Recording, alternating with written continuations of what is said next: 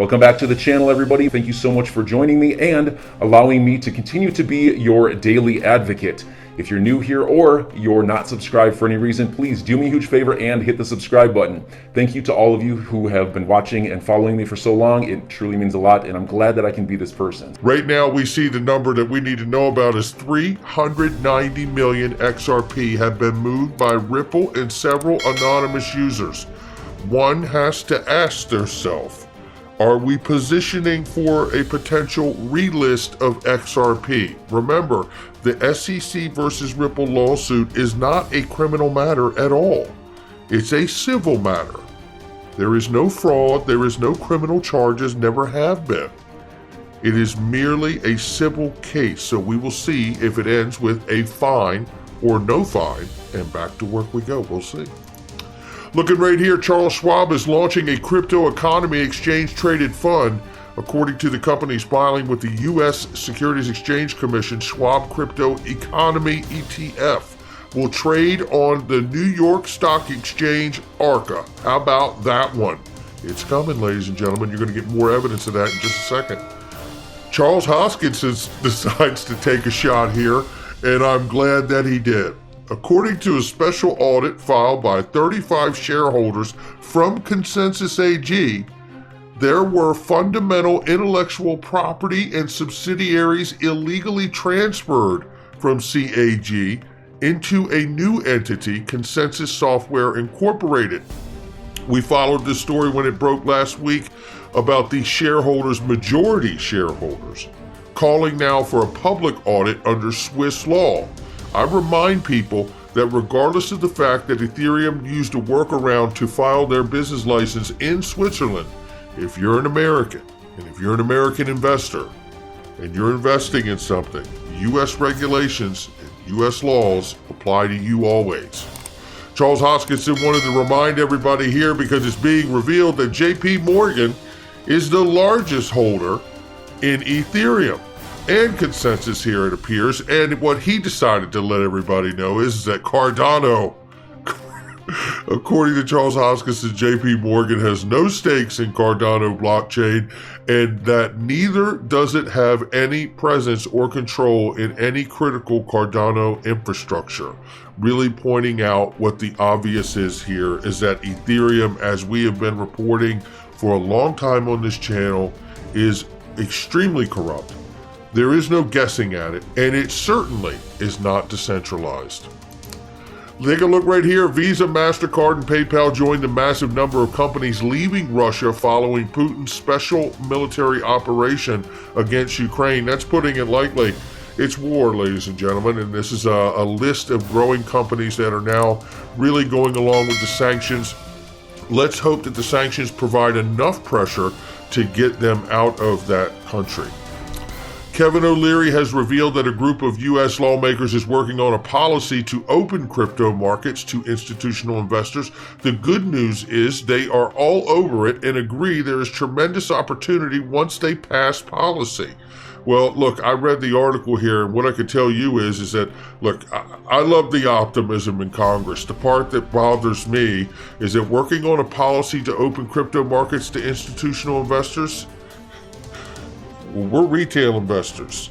I understand that the institutional money is deeper than retail money, so I get, and I want institutional money into this space, but don't you dare close the door on us just to open it for them. That much will be a problem, I can tell you. This is a great comment from Jeremy Hogan here.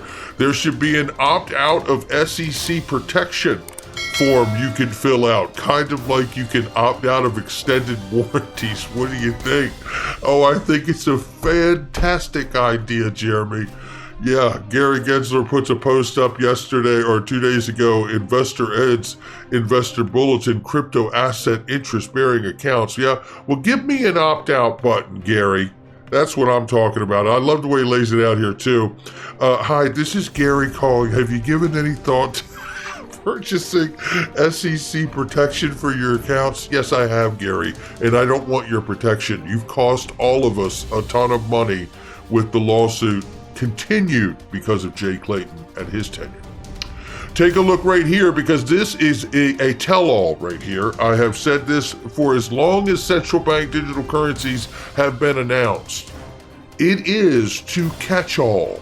It is to have the regulatory framework that you play around in this crypto world all you want, but when you come out of this thing into money, you'll be coming out into a CBDC or a stable coin that is heightened prudential supervisory position by the government of sorts. Now, don't believe it, it's still true, but if you want to get back to regular fiat government dollars, this is how it's going to go, because this is Christine Lagarde, the head president of the European Central Bank. Let's not forget, she was the former IMF managing director. She knows what the plan's going to be. Central banks and banks themselves are not going to become irrelevant. That's not going to happen. Take a listen. The crypto question that you had.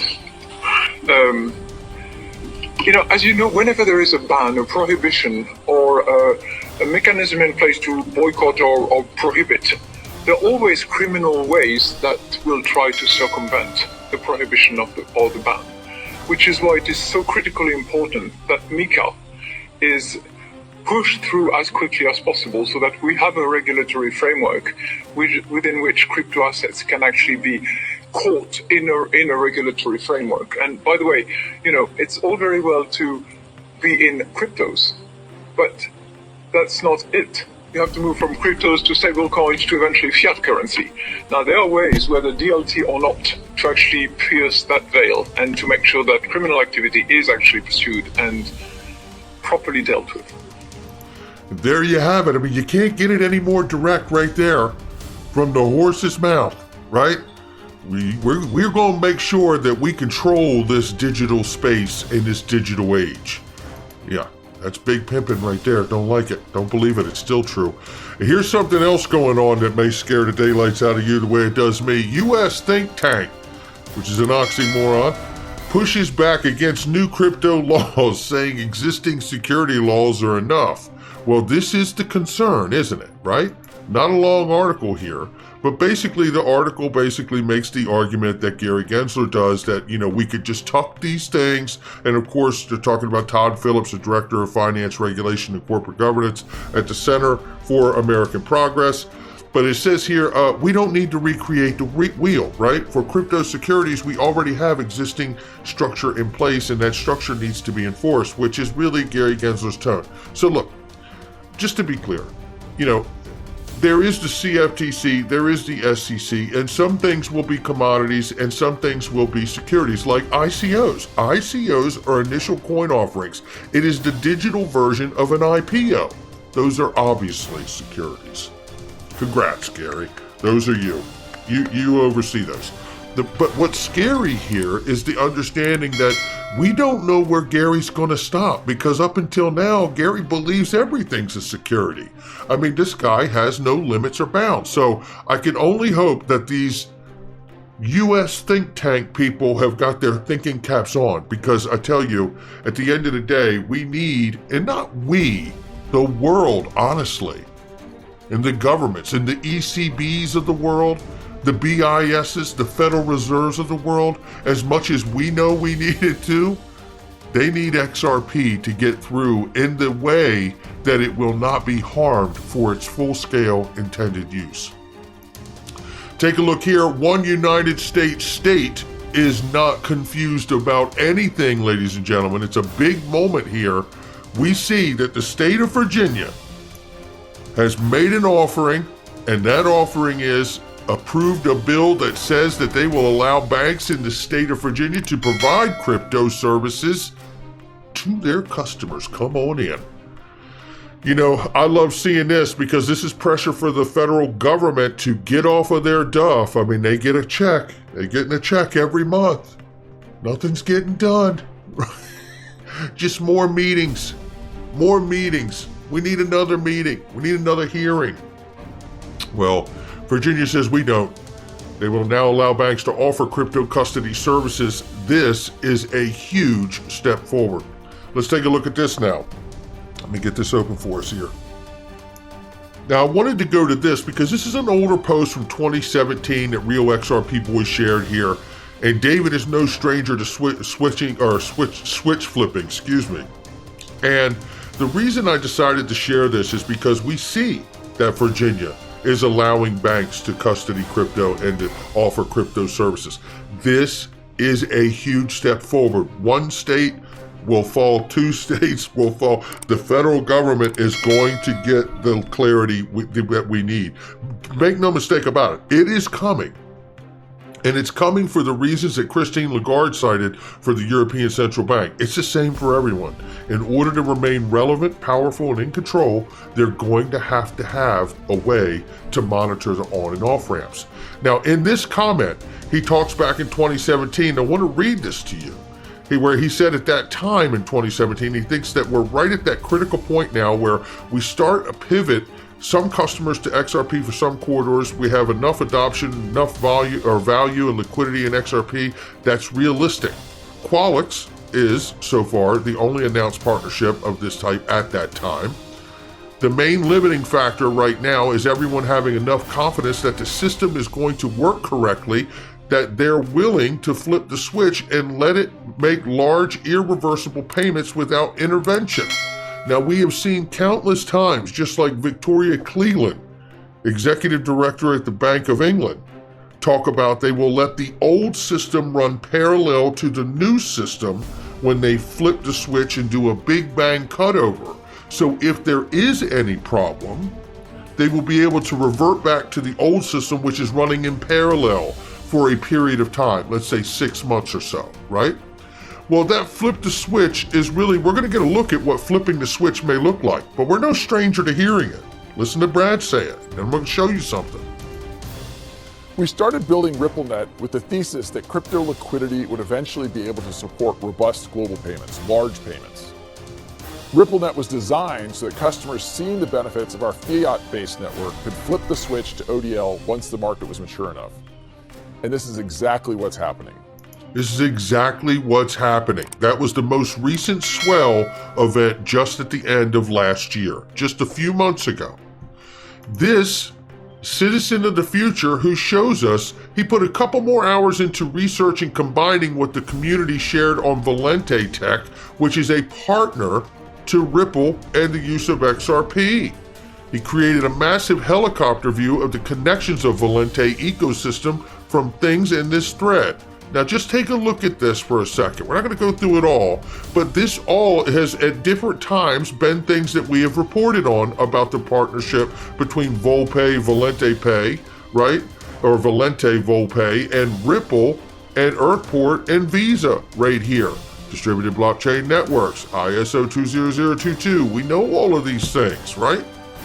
We see here RippleNet XRP payments as a service right here.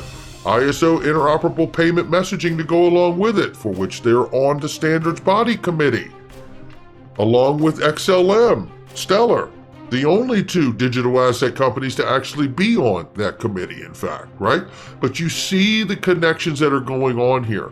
And when I think back to 2017, David Schwartz using the term and the phrase afraid to flip the switch to really try this new system out, I don't think they're afraid to flip it anymore because it's 2022.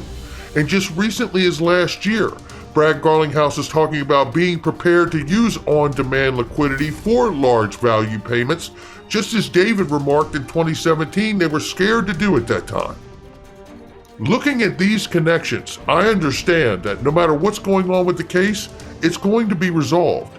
And it will be a situation where Ripple, XRP, and the XRP Ledger are the most vetted digital asset product on the planet. And once it is, I do believe they're going to flip the switch. And this is just one peep in a little window of what that will look like. Take a look on the close and immediate front here, which is Dark Defender, who tells us what to look for. He did tell us yesterday that, if the cup and handle formation finishes its pattern, it will take us to $8.50. But in the immediate near term, he says here on the daily charts using the Elliott wave, and other things. Ichimoku Cloud, I think it is, Ichimoku Cloud. He says will be a strong breakout before April 22nd if everything stays the same. XRP targets in the near term are $1.26, $2.12, above 77 cents. However, falling below to lower support levels could take us to 70 cents and 61 cents. So enjoy your day, everybody. I'm always here for you. Leave any comments or questions below, and be sure to subscribe. But thanks, everybody. I really appreciate you. Enjoy your day, and I always have your back. So thanks so much, everybody.